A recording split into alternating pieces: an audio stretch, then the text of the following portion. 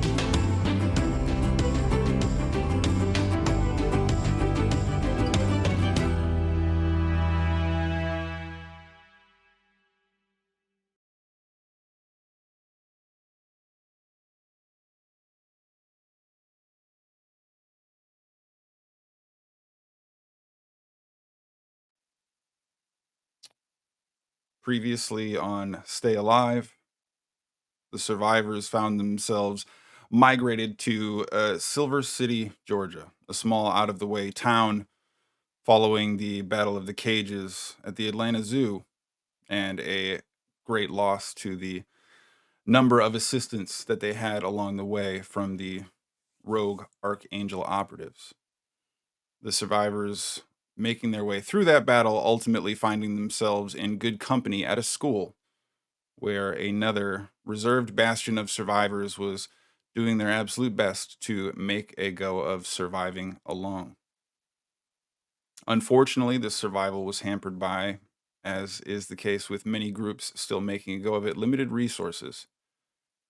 And David, one of these survivors from the previous group, was ultimately charged with securing and scavenging for resources in a nearby town, taking a rather tentative ally, Malcolm, with him.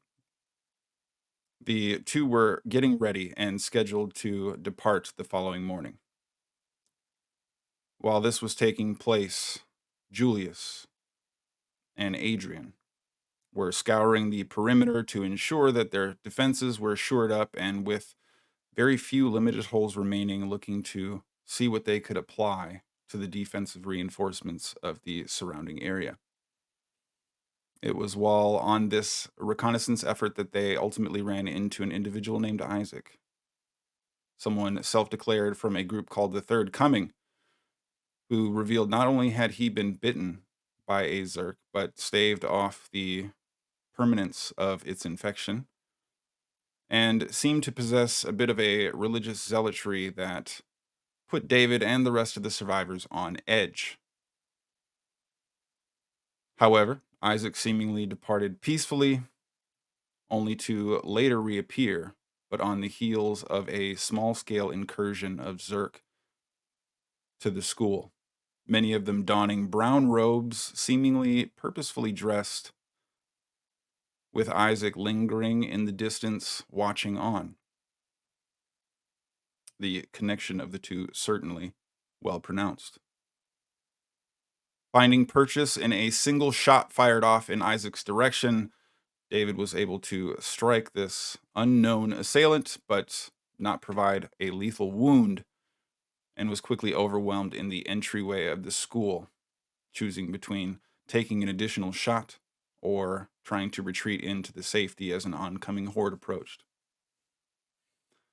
Unfortunately, only moments previous, Julius, in the first discovered location of the Zerk's penetration of the school, had received a bite. And by the time this chaos in the entryway of the school was unfolding, was already succumbing to the infection.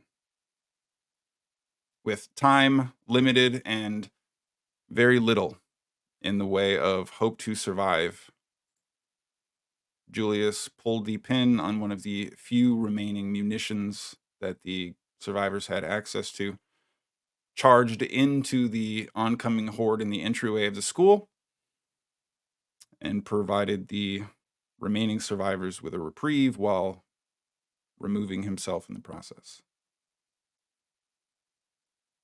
We pick up only slightly later in the day. The remaining Zerk following Julius's heroic and noble sacrifice, easy to pick off and extremely limited in number. Isaac, having taken a round from David's rifle, scattered and disappeared to the wind and in the chaos, simply was not visible on any periphery. And as the matter of import seemed to impress upon these survivors that an expeditious departure was going to be necessary, David and Malcolm opted to set off earlier than originally intended, looking to make a push for a nearby city to scavenge resources. Leaving us only with Adrian and Gwen as part of the remaining survivor core of note. You find yourselves overlooking a now emptied but littered with body parts parking lot. The remnant aftermath of Julius's explosion still apparent despite a now lack of immediate threats. The perimeter, your security fencing on the edgework of the property seems to have been bowed in and completely breached in one section, and one of the few remaining open sections, most of the foliage separating the parking lot and the forest beyond still trampled from the Zerk that had moved through before. Ari, the principal of the school, having grown quite weary and afraid during the exchange, has retreated into managing inventory and requested your additional assistance in maintaining any finalization as defenses are to be mounted and maintained. For the most immediate of purposes, Gwen and Adrian. What happens next?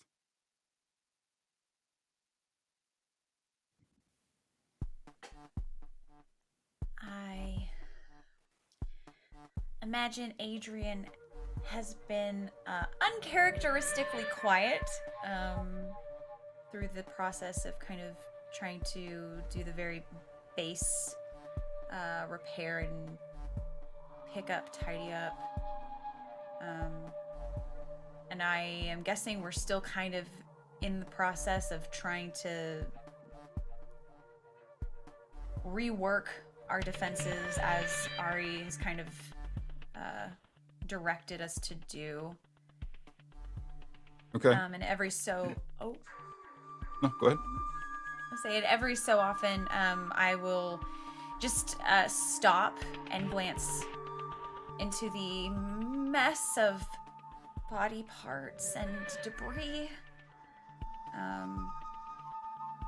And every 5 seconds, I will open my mouth as though I'm going to start saying something to you, Gwen. Then I think better of it.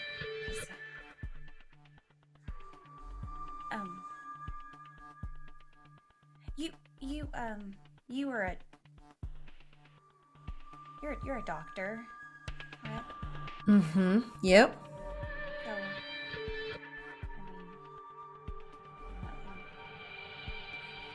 Yep. Come on, spit it out. Sorry, you don't think that he didn't feel anything, did he? Like, I mean, scientifically, I don't think there's any way to prove one way or the other. I mean, technically, it would have been such a brief amount of time that he experienced any sensation during that blast that it's negligible, really. But, or no, I mean, he didn't feel anything. I'm sure it was fine. You say that, but Well, your face is making you're doing the frown, and feels like I sorry. said the wrong thing, so. You didn't say the wrong thing. You just maybe I wasn't I don't know. I wasn't expecting. But The brief, and truth? he probably didn't feel much. Why are you concerned about it?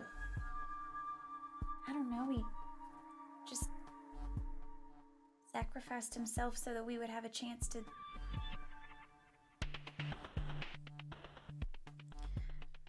regroup.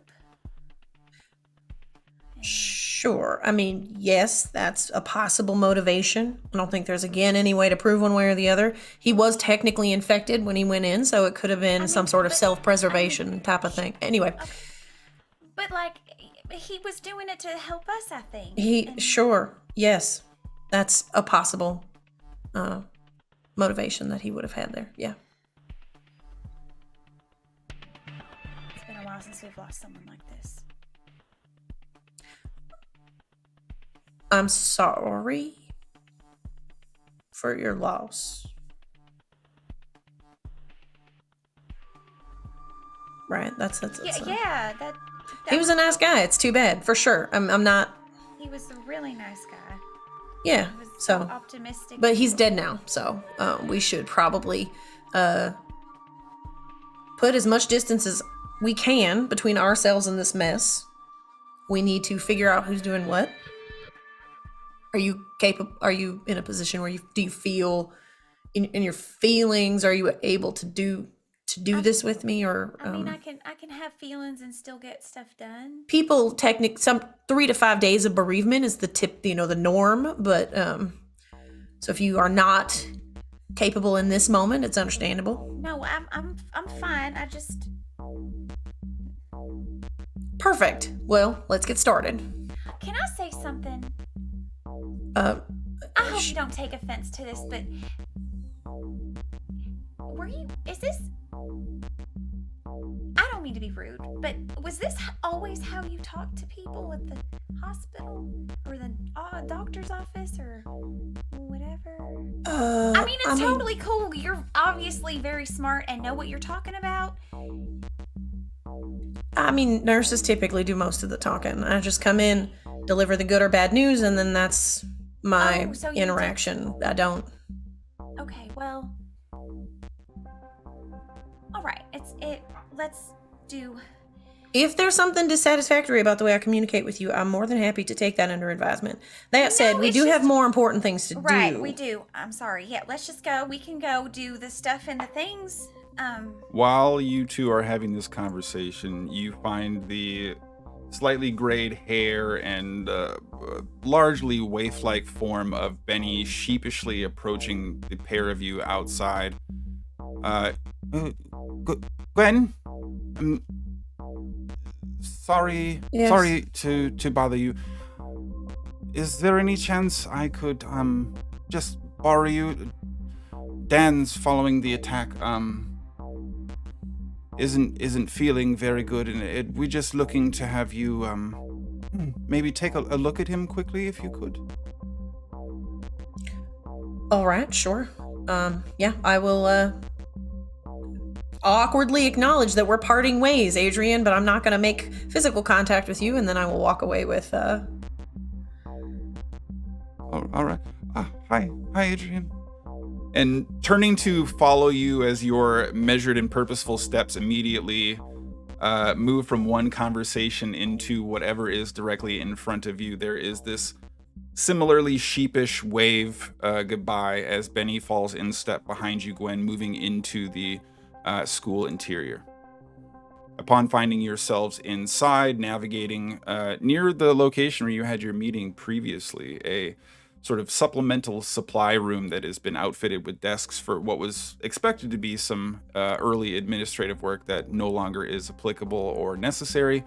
And directly on one of these desks stands this rather large, hefty, strong form laying underneath a blanket, unconscious, or so it would seem, sleeping, but also with a fair bit of blood near the right side of the shoulder, now having contaminated the top layer of blankets.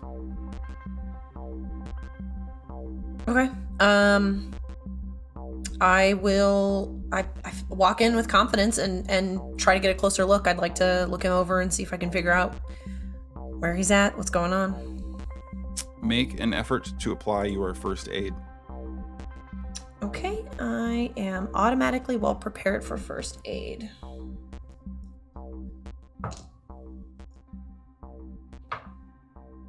Uh, 17.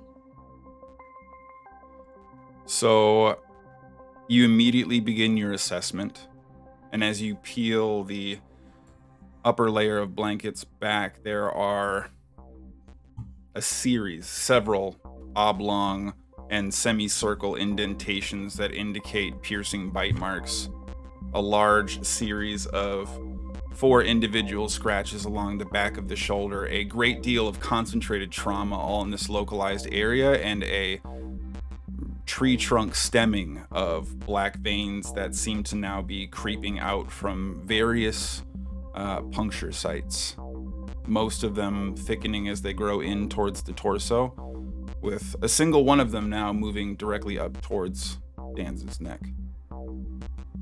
You get the impression that infection is not only completely unavoidable, but is already rather developed at this point.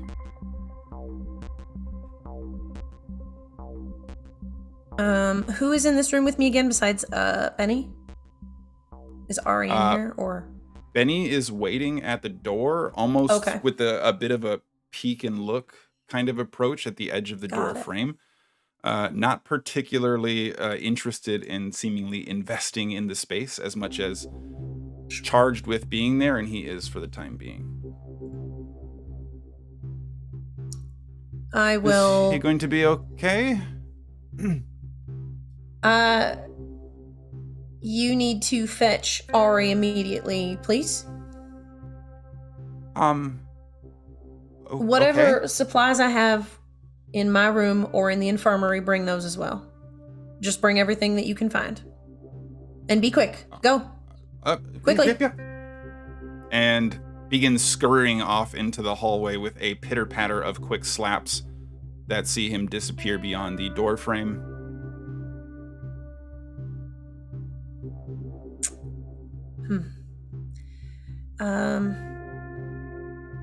Is he carrying anything useful? Make an effort to notice. Okay. 9. Okay. It seems as if he is still holstered with a rather large utility or construction hammer of some kind that was probably one of the few available armaments for the school initially. Short of that, still has maintained control of his wallet in the aftermath of all of this, and has a roll of masking tape in his left pocket. But other than that, seems largely devoid of any primary resources on his person. All right, well, these will be useful. I will take the hammer and the tape. I will set those aside. And after just checking to ensure that he is in fact unconscious, I will put a little bit of distance between himself and me, just in case. And I will wait for Ari to arrive. Okay. During the process of jostling and adjusting Dan's, you begin to hear him stirring and moaning just a touch, and his eyes eventually kind of open up. Oh, hey, Gwen. Ooh. Oh, hello. How are you doing? I was not expecting Is everybody all right? Everybody is, well, the majority of people are fine. Oh no, did some bad happen to someone? Yes, it happens. There were some casualties. Oh. You should rest. Yeah, I am. Are you in pain? Out of concern, are you in pain? My chest is a little tight. It's hard to breathe. How is your... I'm gonna like start testing his reflexes a little bit, like pinching the tips of his fingers. There's clearly a lack of oxygen. There's likely some tingling setting into some of the outer extremities. The reflexes are slowed to some extent.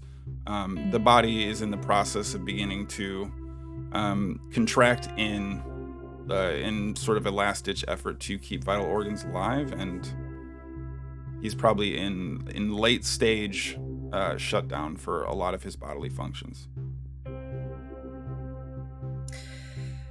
Oh. All right. Well, I'm going to give him a long look.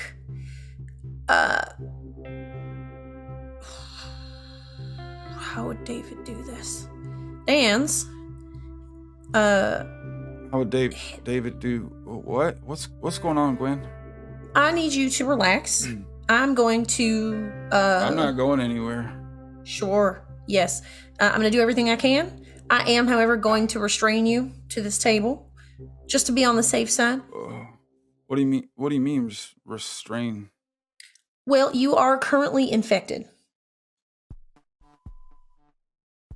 I will do what I can. I cannot make any guarantees. But you do pose a danger to myself and anyone else that might be in the vicinity, so I'm going to restrain you for the greater good. Do I have your consent? I'm like holding the masking tape. Make an effort to employ your diplomacy. It's going to be a negative number.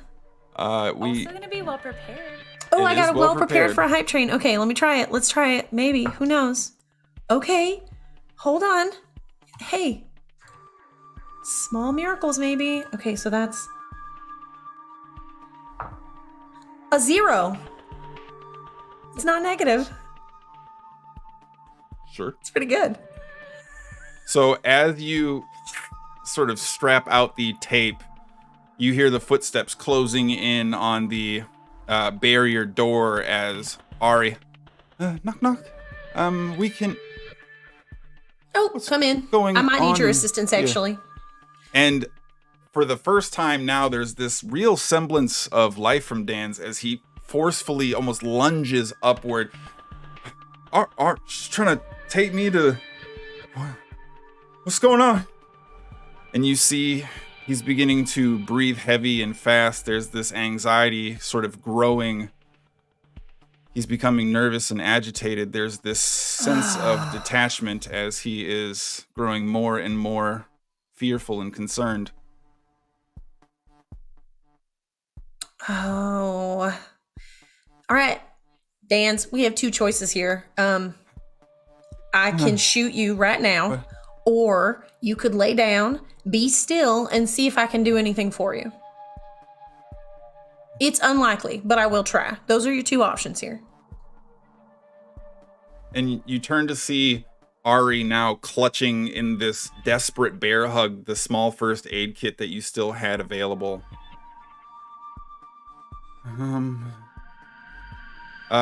Make an effort to use your threat.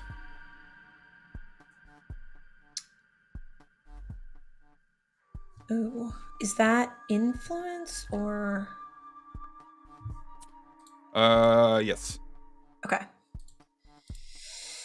Okay. You are still well prepared. That's another 0. You never know. You never know. Maybe I don't know. So as you say this, you see Dan's form almost close up, this nervous anxiety like a ball of energy coiling in on itself. And as you immediately begin reaching back for this pistol to prepare to follow up on your sentiment, his eyes begin darting around back and forth to you and Ari before he immediately charges, trying to throw you out of the way, sprinting towards the door frame. do you have an immediate response you would like to offer? I'm gonna try to shoot him in the head, I guess. Shh. I need you to make an effort to focus as a resist for the effort to brawl. So brawl first and focus second? No, just your focus. Oh, okay. 9. Okay. So while his size is forceful and certainly somewhat desperate given the circumstances, you are able to maintain an astute concentration on following through with your initial process. Go ahead and make an effort to utilize your accuracy. Ooh. 10. So as he begins sprinting towards the door, Ari holding in place, trying to almost do this half-hearted gesture, forcing him to stop running and charging forward, only to hear the singular shot ring out from the enclosed space. And the blood already surrounding Danz's form, now coupled with a large spray of arterial viscera as you see his form slide slowly into the hallway, the momentum carrying him beyond the threshold. And then lying still. Ari looks at you with a detached horror, still returning to clutching this first aid kit.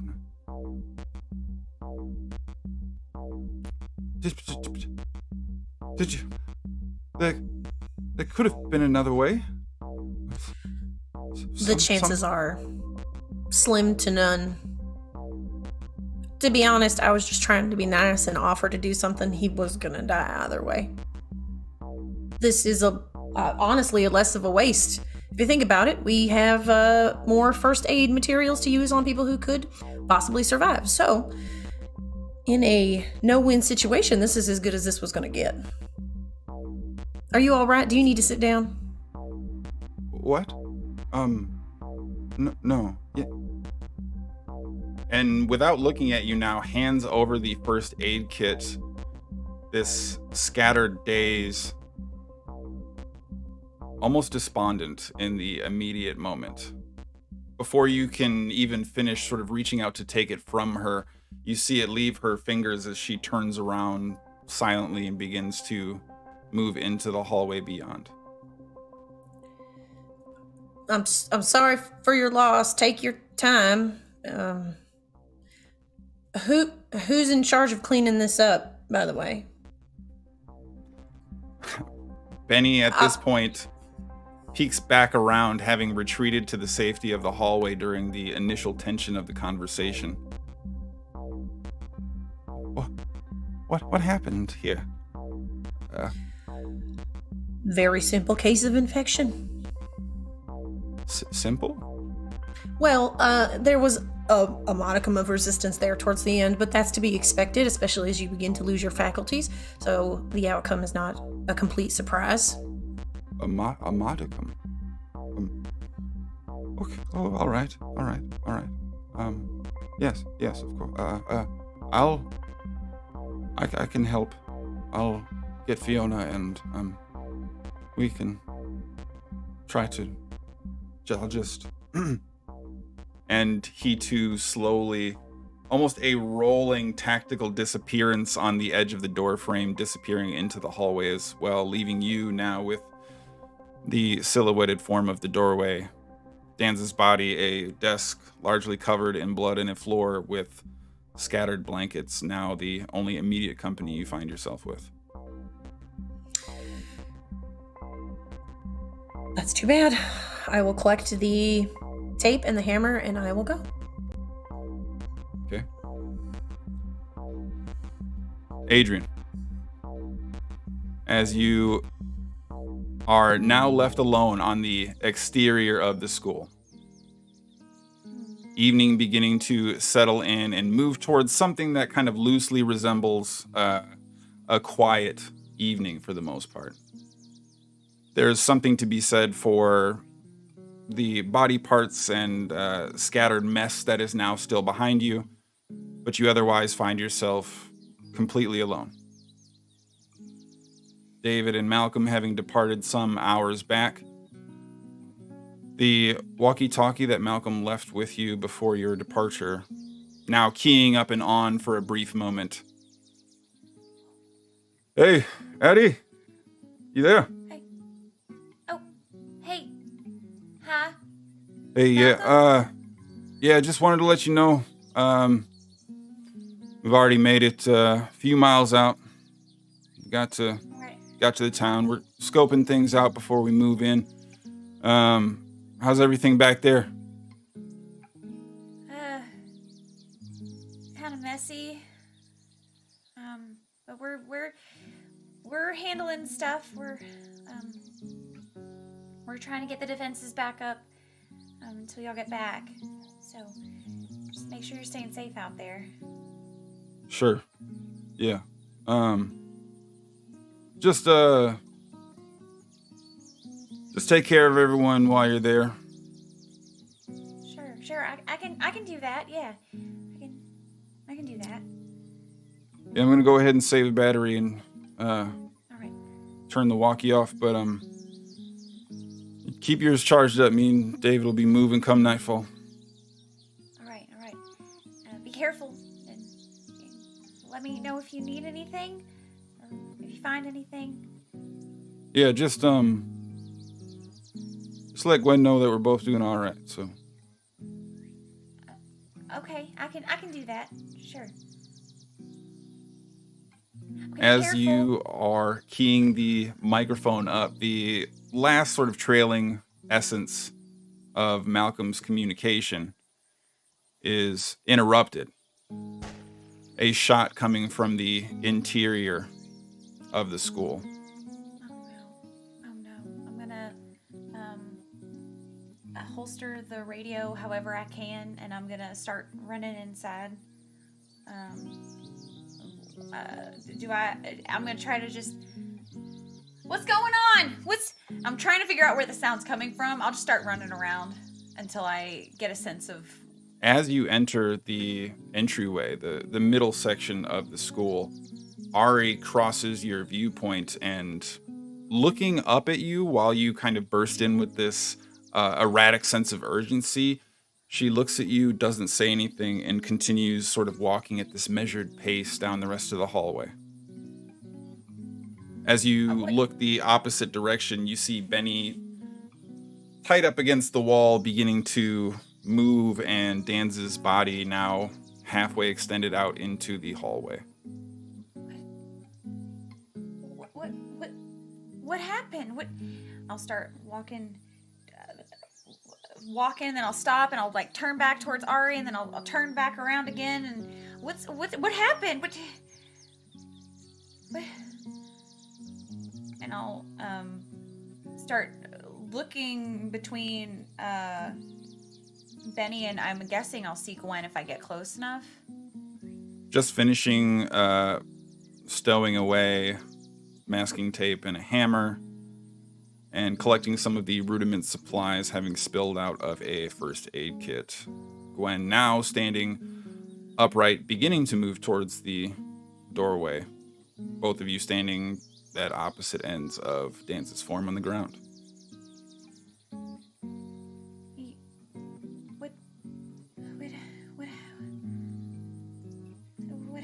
What happened? Danza is deceased. I can see that, Gwen. What happened? Well,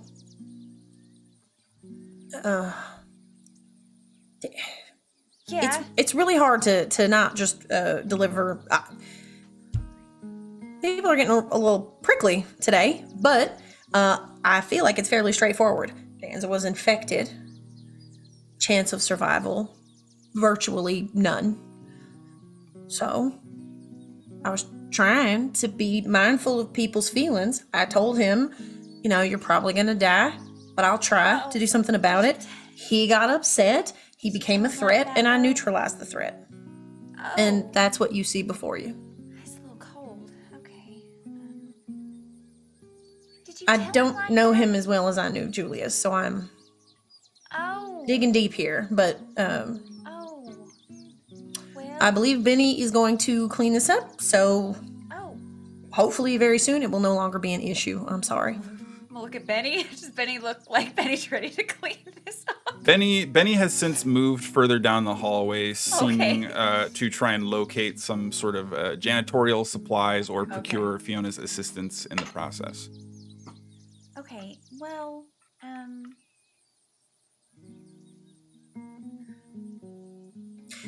Actually, I could use your counsel. Come with me, please. I'm gonna like step over the body and start walking away. Oh, all right. I'll follow after you.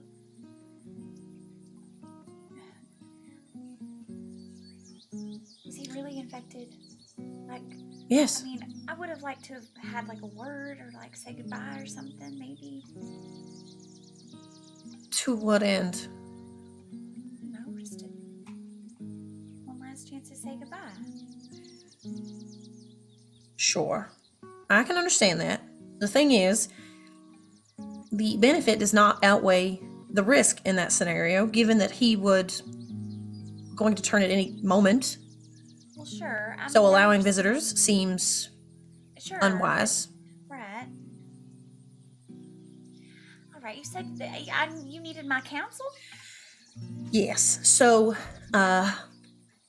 it's only just occurring to me, I don't know why, that you are very,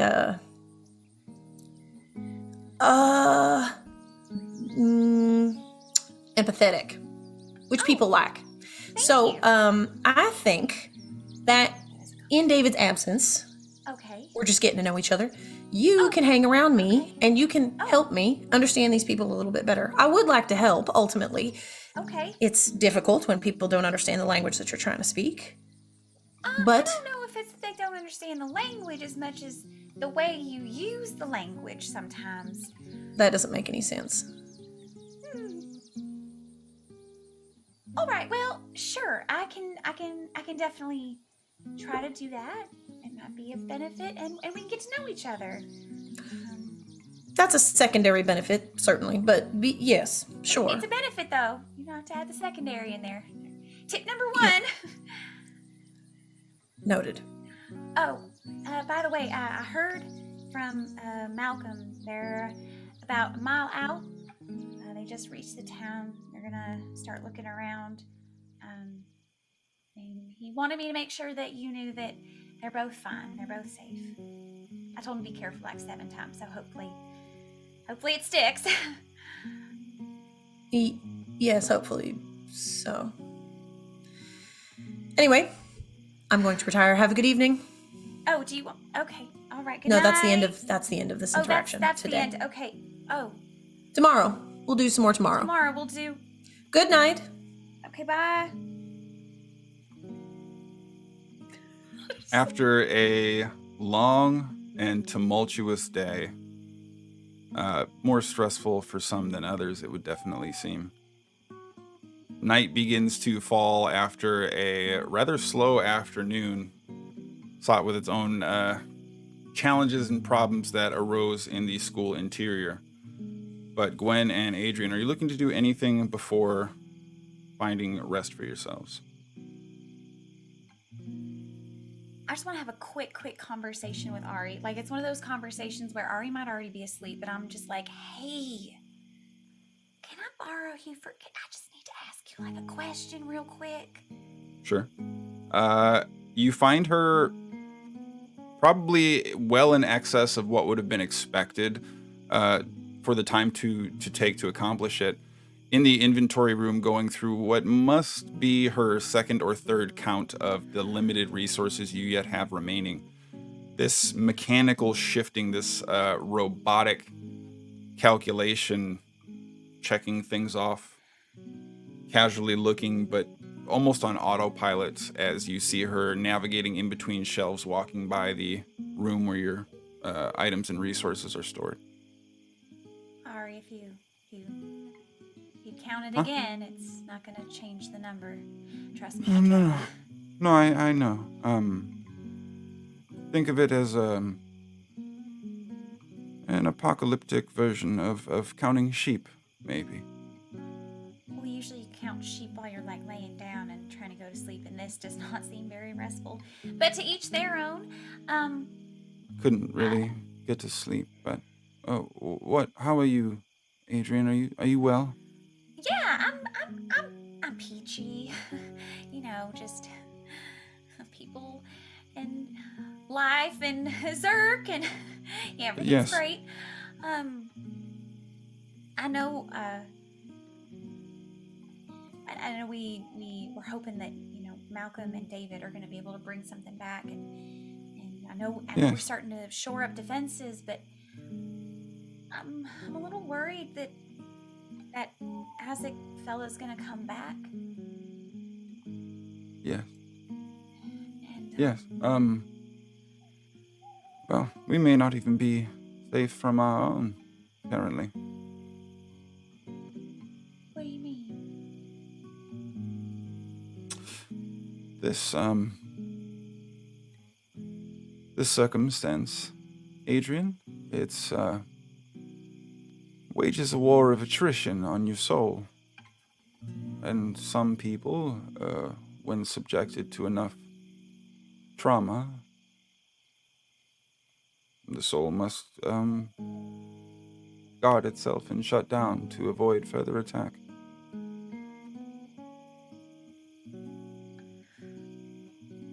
What is the point Yeah, of living without a soul?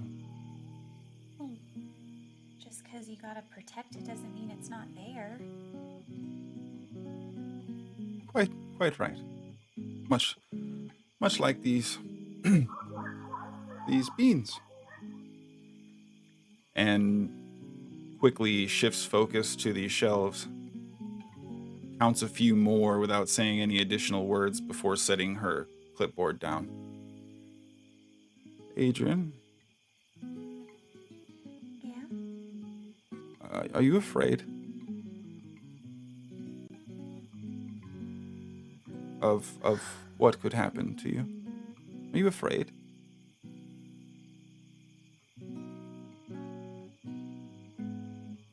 That's an awfully big question. Yeah, Maybe. I mean, every day. But, I was afraid of things before all of this, too. I will It's a little different, but I'll talk to Gwen about trying to keep watch while this Isaac person is around. We'll have to keep our eyes peeled for both Zerk and these missionaries of sorts. right. Well, She's I proven can. capable. She is. I think she's really trying, and she's very good at what she does, and you know, she doesn't know us very well, and I think she'll settle in Yes, soon, of probably. course, I can undoubtedly. help. I mean, if you want me to take a watch, I could take a watch with her. I think we're Just gonna be really good friends. for the time being, maybe just maintain a healthy distance. From Gwen? I mean, David has proven himself in touch and capable and is now risking his life to help us. well, sure. He's proven to be a good man and helpful on all accounts. Well, I mean, Part of me wonders what someone would have to believe in to have problems with someone like that. who? Wait, I'm sorry. Who has prob? Am I missing It's something? not important, Adrian. Okay. I'm gonna go I mean, through and finish this last count, but well, it sounded a little important, but okay. All right, sure. hmm, I'll keep my distance, but also I think we're gonna be best friends at some point. So I'll try to do both. I hope so. I very much hope so. Okay. Try to get some 2, sleep. 3, 4. Ari? Of corn. Yes, of course, Adrian. Thank you. Thank you. Thank you. No. Go and I'll, assuming there's someone else kind of keeping watch, I'll settle in for the night. Okay. As you ultimately find sleep in one of the smaller classrooms where a lot of the kids are located, many of them already long since in bed after the emotionally and mentally exhausting day set aside for the running and extraction of their own locations that they had to address. But Gwen, not having yet departed for slumber, you hear the heavy and hard heels clicking down the hall as Ari is moving towards you in a rather brief and expedited pace. Gwen, if Yes. you don't mind, I've verified all of our existing inventory, and I would appreciate, given the dangerous threats that may yet still linger on the periphery of our security, if maybe you'd be open to pulling it a bit of a late night and keeping watch. Fine. Wonderful. And with probably only 1 or 2 brief moments of making eye contact, quickly turns without making eye contact and begins walking away.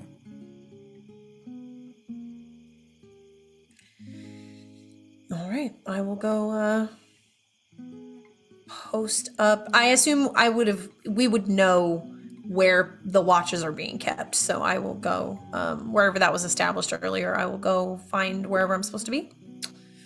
Okay. Um, From the Arm. rooftop or the exterior or any number of positions provide you an advantageous perch, depending on how much ground you want to be able to survey. But generally speaking, historically, when you had some of the early attacks take place from Zerg, they would have one person up above on the roof and one person walking the perimeter, especially based on your limited personnel available to you. So either of those would be considered sort of conventional for your location.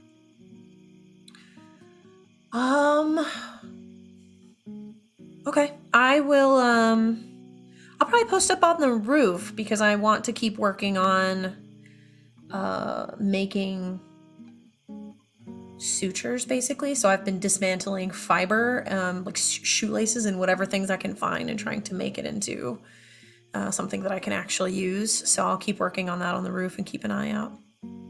Okay. So as you are beginning to go through your process of fashioning medical material and ultimately letting the sounds of the surrounding night begin to flood your senses, a very long day behind you, and despite perhaps your propensity towards being able to sustain long hours are now combined with rather considerable and tumultuous experience just preceding it. And you're finding yourself a little tired, a little bored, no immediate signs of anything surrounding or of concern. First, make an effort to notice for me, please. Okie dokie. 8. Okay. And then I would like for you to please make an effort to endure as well. Okay. I'll give you endure or focus, actually. Okay. So with a focus, that is an 11. Okay. So staving off the vast majority of the nighttime lingering tiredness and working under now what is rather exposed and beautiful starlight for a rural setting with essentially no city pollution to obscure the sky above, it is a relatively calm and peaceful evening. Though at some distance, specifically on the south end of the school, lingering outside the fence, leaning on it with fingers clawing directly through it as if to lean on it while observing a baseball game from outside the field. Dark as it might be, a loosely masculine form. Pants that are certainly brighter than the ground behind them, but probably some muted color palette. Lightish fair skin, but a rather pronounced powdered blue shirt. Hands lingering up on the fence, almost staring at you from a distance. Did I see this individual when David shot at him earlier today? I'm going to say that the only instance of that opportunity would have been David's shot in the entryway, which you were moving towards, but following the explosion did not That's have fair. immediate Okay. access to. So, if it seems that he's already seen me, I will very meticulously put everything away. Make sure that my rifle is like at the ready, just in case. And I will make my way down from the roof and head towards this individual. As you disappear into the interior, a expedited pace, but not anything particularly rushing or uncautious. You exit out the front entrance to find him essentially in the exact same space he was while you were on the roof. Oh. You're not infected. I was wondering how one of them would have gotten up on the roof like that. Excuse me. Well, I was just out for a walk. I saw you up on top of the roof. I was puzzling to myself how one of them could have gotten up there, but then you saw me and started moving. I figured if you were infected, I was still safe because there's no way a Zerk's going to be navigating the inside of a building to come get me, and then you walk out. I thought there weren't any healthy people around here. So you live nearby, I'm assuming? I don't know why you would make that assumption otherwise. Yeah, just a mile or so out of the way. I thought I'd come by here earlier and well, anyway, looks like you all have seen your fair share of it, huh?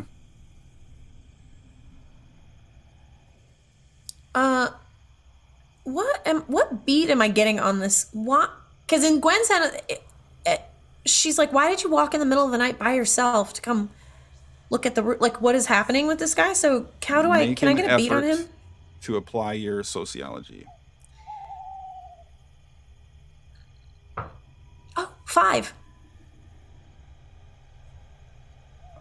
He's uniquely aloof, but doesn't say anything that stands out as being particularly untoward, and hasn't dodged any of your questions. Doesn't seem threatening or overt. No sort of outright indicators that suggest that there's something untoward going on. He seems like a forthright, genuine individual for the moment. Okay. There are people, I suppose. I don't know if healthy is a good descriptor, but there are others. If you'd like to come back in the morning, I'm sure we could. An arc of safety here, huh?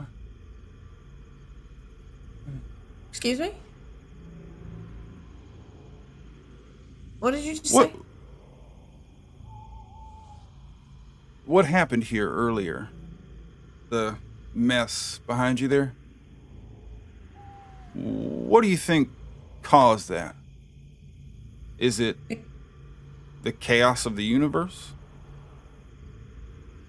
Was it judgment?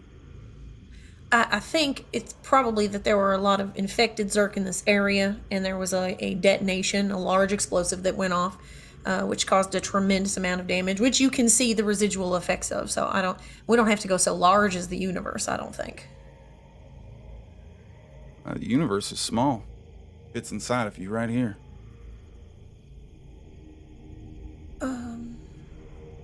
I'm Isaac, by the way. What's your name? My name is Gwen. Gwen. Lovely.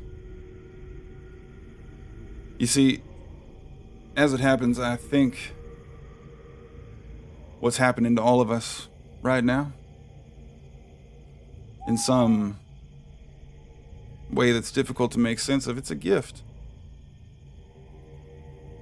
A crucible through which we can be tested, judged, and found deserving. Are you deserving, Gwen? There's absolutely no way to qualify with any precision who is or who isn't. The question's a little broad. Can you be more specific? What if I told you I had a test that would tell you? I'm an excellent test taker. That said, I think it's best if you come back in the morning. Well, I don't think David's interested in talking to me if I was to come back. Wait, you know David? Oh, yeah, we go way back.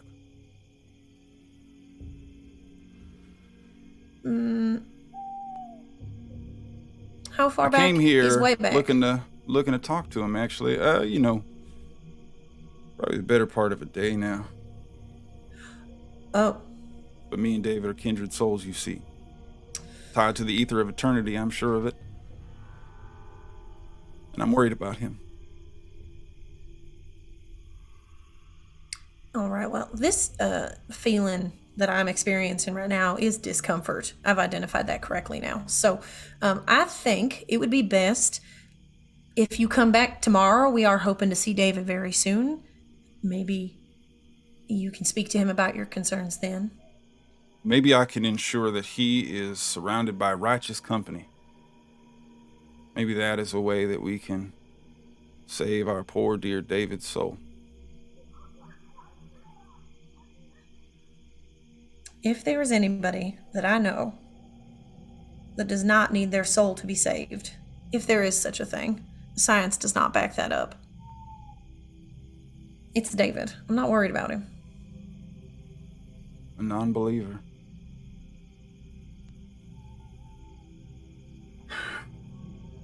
I've stumbled into a hornet's nest of heathens.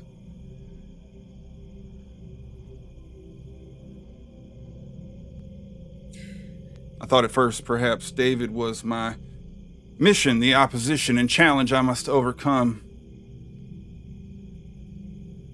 But now I understand. I see. You all need saving.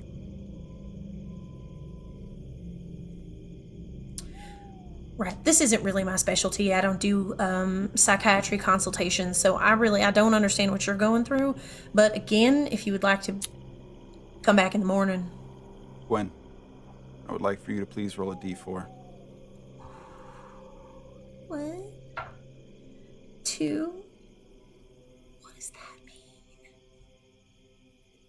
So as he begins taking steps towards you, he puts his arms out and open wide, the curled sleeves rolled up, now exposing a large flesh chunk removed from the inside of his forearm, largely consistent with the bite marks you observed on Dan's only recently. You see, Gwen, some of us are chosen. Know that I do this all out of love. And you hear a pair of quick footsteps moving aggressively towards you. A thump that, unfortunately, no. That doesn't see you immediately knocked unconscious, but sees you thrown to the ground. The left side of your face quickly growing a slight chill as you feel the pool of blood beginning to form. on the ground around you. And you see 3 robed figures beginning to walk towards the school as you are clinging to consciousness. Please make an effort to endure. Okay. 7. 7. Hanging on and maintaining focus, you feel your body almost rising from the ground slightly, taking you a brief moment to connect to the idea that the back of your shirt is being grabbed as you are pulled up and dragged away from the school, your eye lines slowly being taken out from the individuals that are slowly approaching the front of the school itself. Due to your ability to maintain consciousness and awareness, your wherewithal still at least possessing a minute sense of your surroundings, I'll provide you an opportunity to take a reactive effort if you'd like to do that.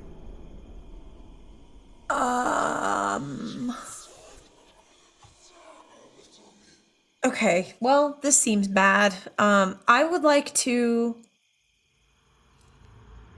I'm gonna,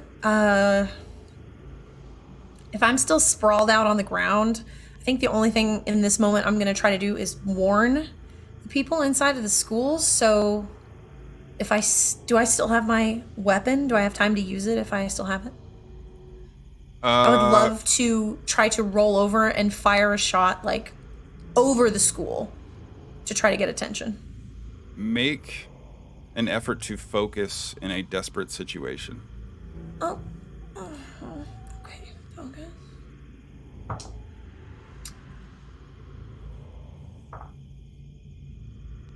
So that's a 7. Okay. So you feel your hands sliding across the ground as you are literally being forcefully dragged. This dog collar-esque carry sees you quickly snatching back behind your waistline, looking to retrieve your pistol. And during all of this shuffling, all of this moving around, you feel the vice grip of Isaac locking onto your wrist. Now, you wouldn't be looking to hurt me with that now, would you? Finding your grip pointed directly towards the school and generally the front entrance, you finally catch sight of the now 3 visible individuals moving towards the front entrance of the school and are able to rack off a single shot. Given that you have hostiles in line, I'm going to say also make an effort to be accurate in a desperate situation. I'm not trying to shoot anybody. Okay. Okay, hold on. It's gotta be desperate. 9. I'd like for you to roll a d4 as well, please. 3. Okay. So as you squeeze off this shot, cutting through some of the thick night air, you see one of the 3 robed individuals stumble and fall forward, laying at the ground, not moving as you continue to fade in and out of consciousness. You then feel the hands squeeze and begin to slowly, almost crush your forearm. And in perhaps the most surprising and unusual manner of this individual yet, Isaac, letting go of the back of your neck, with one arm grabbing your wrist, begins raising you off of your feet. Almost effortlessly, seemingly impossibly, suspending you from the ground, hand raised above his head.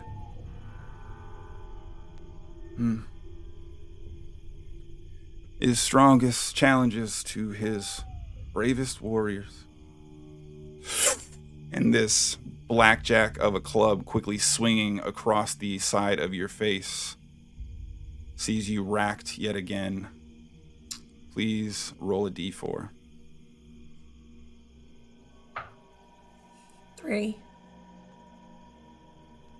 Make an effort to endure, please. This time you are in a desperate situation. Sure. Yeah, that makes sense. 6. You feel the crunch of bone on the edge of your cheek as the weight and speed of the impact brushes across your face. While you do not immediately fall unconscious outright, you now feel the blood running from the side of your face, from the back of your head, and both impacts rather devastating and effective. Dragging you now by the wrist alone, prying the gun from your grip, ejecting the magazine while holding you in place, sliding out each individual round from the magazine before taking the gun and placing it in the front of your waistband. And covet not what my neighbors have, but we can't have you causing any problems now, can we? And turning, finally setting you down on the ground, unable to even really sustain your own form, you find yourself being dragged yet again out around the perimeter, moving north, getting a gauge that you are specifically being led through a path that is previously tried and trampled. And on the very edge of the last moments of your consciousness, you are being dragged north beyond the perimeter of the school, outside the baseball field that was disassembled to provide security of the front entrance, and watching the school begin to shrink in your view. That is all you can sustain as you succumb to a combination of trauma, blood loss, and shock. As long as I'm conscious before I go under, I want to try to dig my toe in a little bit into the dirt behind me as he drags me. Hopefully, someone will utilize critical thinking skills in there and know that I was taken, but we'll see. We will see. Make an effort to focus in a desperate situation for me, please. 5. You do your best, and the results will be determined in the future. Great.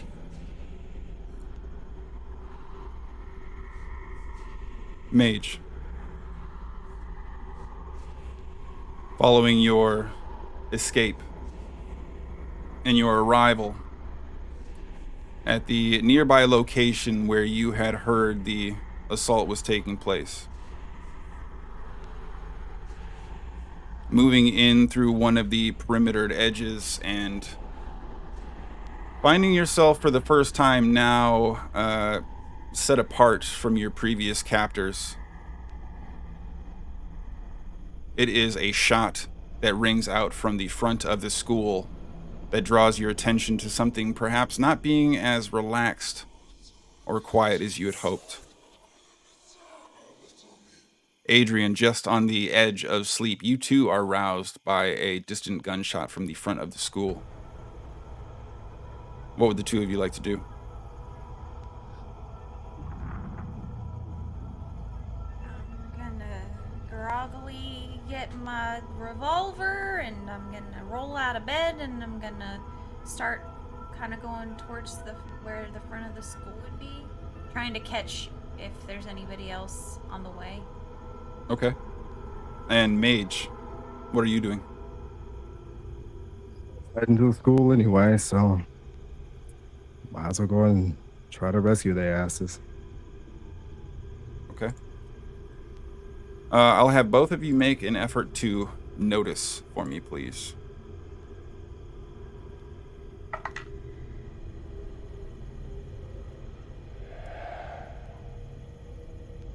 I got a 4. I also got a 4. Okay. Both of you moving with the same semblance of awareness, but through very different tactical postures and paces. Both of you, in relatively synchronized pacing. Mage, you just on the exterior, the eastern edge of the school, and Adrian, as you begin moving in through the interior hallway towards the central entrance. Loud footsteps on the cement and linoleum entryway of the school, and Mage, the sound of a small twig breaking as an individual begins making their way through the extended perimeter just outside the school where you were looking to make entrance. What would either of you like to do?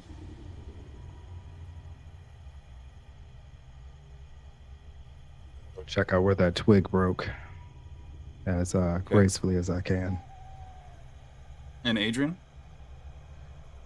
So, I'm pretty sure that Ari wouldn't be out and about, so I'm gonna just try to tuck myself in like one of the doorways, trying to like hide myself a little bit and kind of poke my head around and see if I can see whoever's making these sounds as they come Okay. in.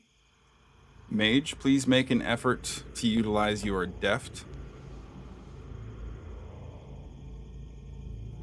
4. Okay. So with a similar level of crunch falling beneath your feet as your potential adversary approaching from the opposite end, and Adrian with your perhaps cautious but measured and confident approach towards the interior, both of you again with some synchronicity find yourselves facing across a individual largely shrouded in robes. Mostly their face covered brownish burlap, largely the main indicators of some vague semblance of communal dress, though you do not see the counterparty for what the other is dealing with at the moment. But as they make immediate contact with you, probably at a distance of no more than 15 feet, Mage, as you round the corner, and Adrian, as you step into view of the entryway, you would both see them stop. A hesitant grip on the edges of their robes as you would see them slide their hood down. Their faces still obscured with black veins running up their face and a large and notable collection of infection amassing from the visible portions of their form.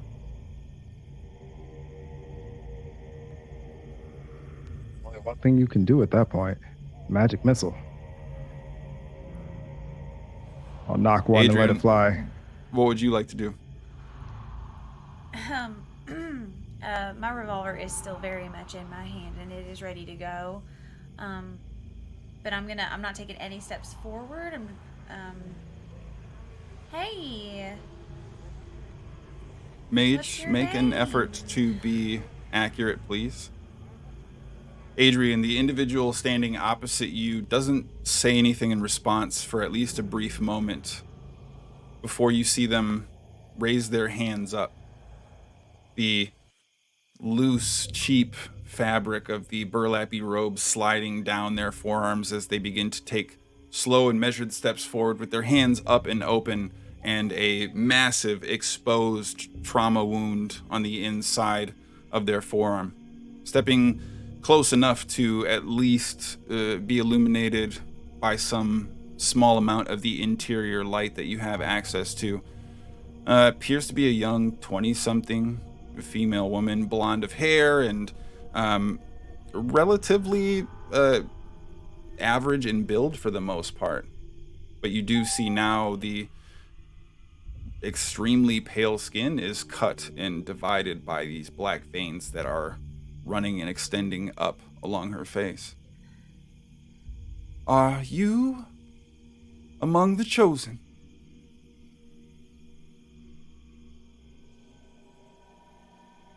Are I let you? it fly. Oh, this is a you are in separate locations for this. Are you?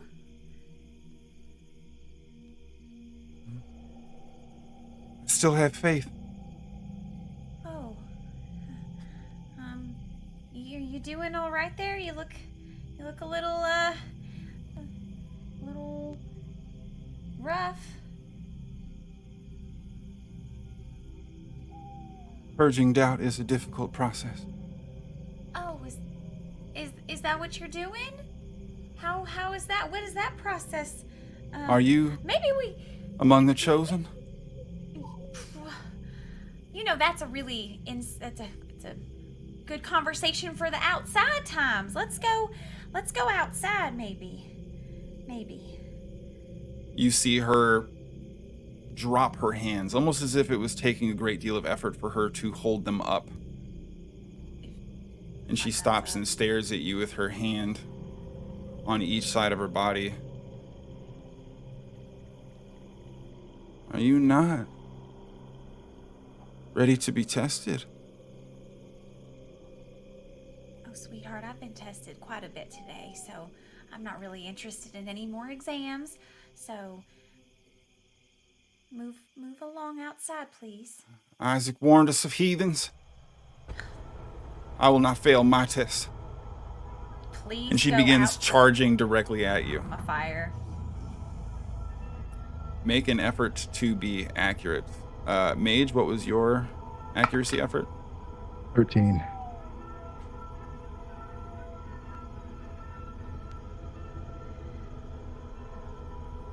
And Adrian?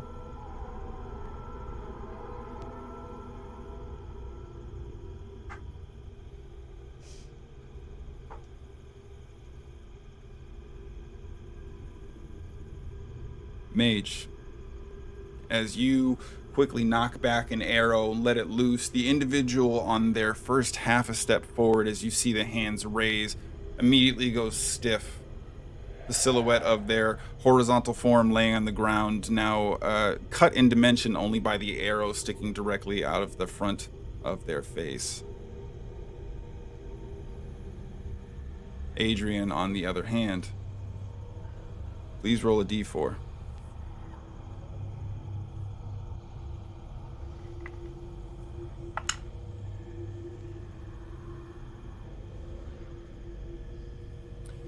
You fire off a round as she charges forward, screaming and charging directly at you, goes for this uncoordinated, untactical, brute force tackle, trying to drive you towards the ground. I'd like for you to please make an effort to brawl in a desperate situation.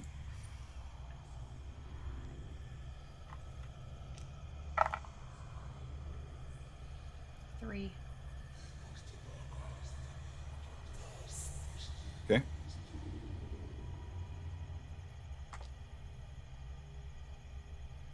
You find yourself knocked to the ground as she takes a round and seemingly continues charging forward, not unaffected, though undeterred from her immediate approach. Charging aggressively at you, both of you tackled to the ground. I am going to provide you an opportunity. Maintaining control of your weapon by an effort to focus on the task at hand, or providing yourself the best possible chance to stave off a now close engagement by making an effort to brawl. I'm gonna stay focused. I want to keep this weapon on me. Okay. Make an effort to focus. Give me a 9. Okay. You, not trying to resist the positional arrangements or the idea of maintaining some kind of superior position in this close scrum. Instead, focus on tightening the grip of your pistol and making sure that the impact on the ground as you are driven to it does not loose it from your hand. The feminine form quickly scrambling up over top of you. And rather than attempting to unleash some barrage of strikes, instead of attempting to cause some kind of manifested damage, you see her quickly throwing her sleeve back and looking to almost smother you with the wound directly on the inside of her forearm.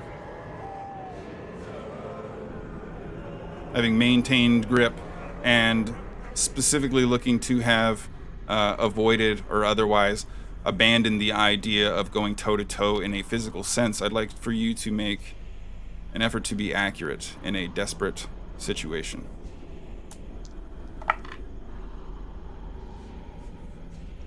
It's a 0. Your hand immediately coming in to try and fire off a round towards the internal organs of your assailant, only to find the gun slightly off time, landing on the back as she sets upon you. Another loud shot ringing out from the inside of the school interior, probably about the same time as you're attempting to retrieve your arrow from the inside. Mage, what would you like to do? Another shot ring out. I'll get that arrow, and then I'll go after the sound of where that shot came from. Okay. I'd like for you to please make an effort to notice for me.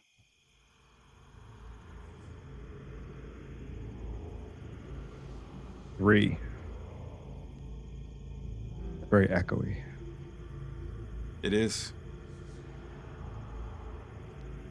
There is a growing sense of confusion. The school itself, no labyrinthian maze by any means or suggestion, but the nature of your approach to it, still a somewhat foreign understanding, and not being particularly familiar with the layout, sees you arriving to find Adrian and a robed individual seemingly in the middle of a scuffle, though before you can turn the corner and arrive to action some semblance of support or rescue.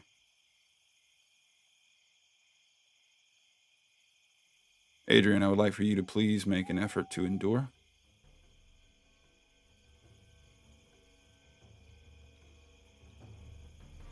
It's an 8.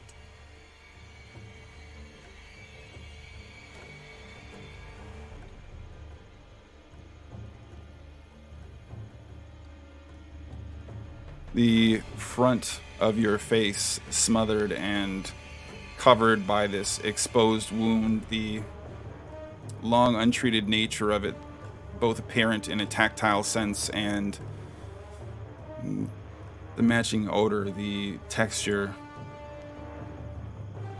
You find it smeared forcefully across your nose and mouth in this desperate clawing effort, trying specifically just to maintain a limited amount of exposure, turning the lips inward, looking to try and provide some separation and barrier to this initial assault. Please make an effort to brawl.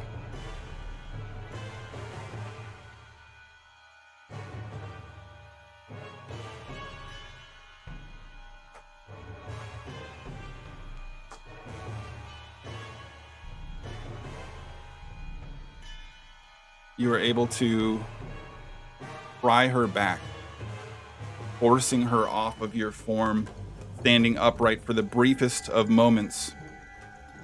And as her form is removed from yours, having either accomplished what she had originally set out to or no longer interested in following up on that particular methodology or some more untoward test yet to be applied, reaching behind, quickly revealing this small shiv-like dagger,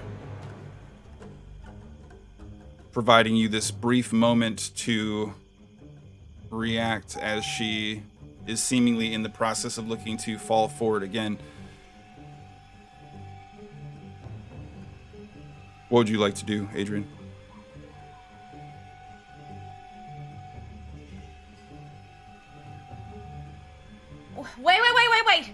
Wait. I have a question. Is this what the test is? This doesn't seem very organized. Seems very informal. I think maybe we should go over the outline of what the test looks like. To use your diplomacy in a very desperate situation. It's an 8.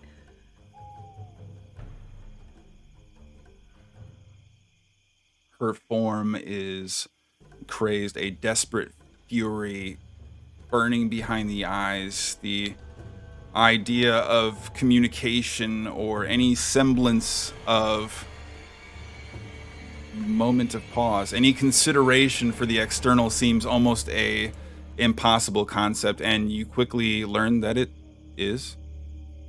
But enough of a brief pause to provide Mage coming around the corner an opportunity to react, I will say. An arrow in the hand and a bow. Might as well go ahead and use them. Fire one off into the head of that gospel gaslighter. Go ahead and make an effort to be accurate, please. That's gonna be an 11.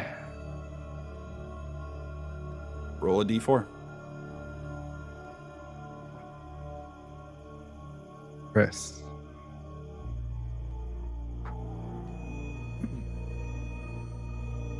So as the shiv rises directly above you, Adrian, this immediate and impending plunge falling down on top of you, your words provide no hesitation, though this struggle to comprehend, this struggle to realize what it is you're even trying to communicate, this unique detachment. Enough of a window. And as you see the arrow fired off mid-swing, I'm going to have you roll a d4 for me as well, please.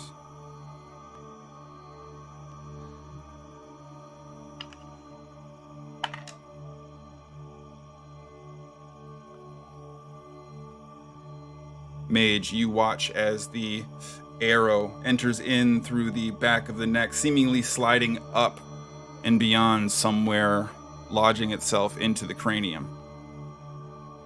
The form collapsed directly on top of this yet unknown individual within the school, letting out no immediate shriek or cry or anything of note. The two forms in the entryway lying still. Adrian, please make an effort to endure.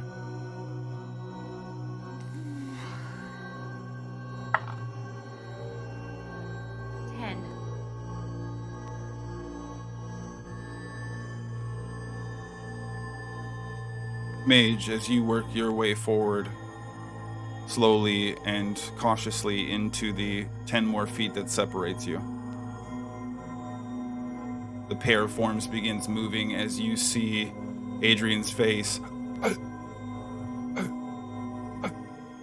A large protrusion, this shiv seemingly penetrating the chest into one of the lungs as she struggles to breathe. Right. And I pull the body off and try to administer first aid. And to those of you out there surviving, Oh. stay safe. Stay alive.